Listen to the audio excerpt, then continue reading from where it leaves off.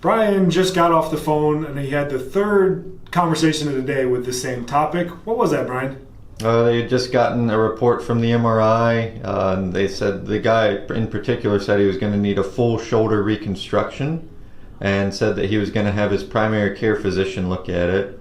And I told him that the typical route is going to be cortisone and 6 weeks of PT.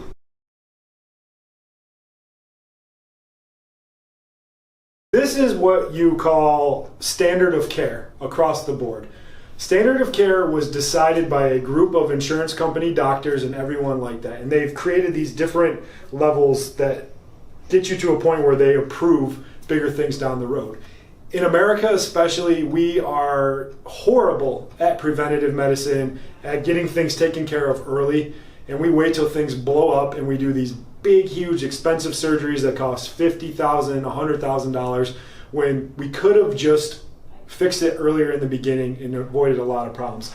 This is the go-to prescription for any musculoskeletal injury, especially if you start at your primary care doctor. The first thing they do is they move around a couple joints and tell you. The one thing the primary care doctor is not going to tell you is they really have no training in musculoskeletal injuries. I think they get about 20 hours of training, so definitely not in their wheelhouse. They're much better for colds, flus, all sorts of things, but they are not good for musculoskeletal care. So what they are is they are handcuffed by the insurance company. So the doctor goes through this whole list and this algorithm or flow sheet, and it goes, okay, refer it out. And first thing they do is they offer you a cortisone shot in 6 weeks, 6 weeks of physical therapy. People just toe the line and they do that straight through and never really ask any questions.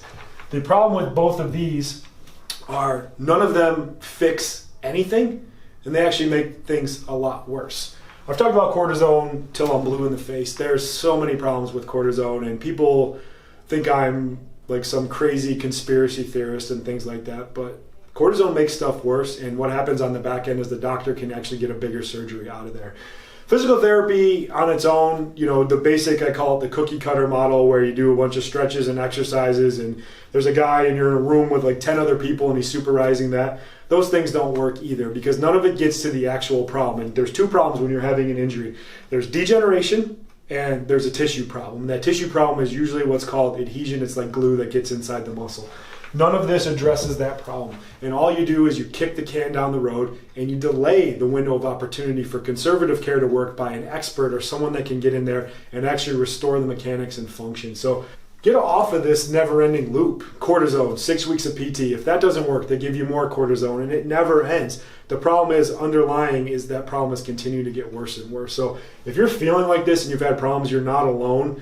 And someone has to make a change and get to a doctor that's going to look at you from a functional standpoint and hopefully fix your biomechanics and get your tissue healthier. We'll see you guys later.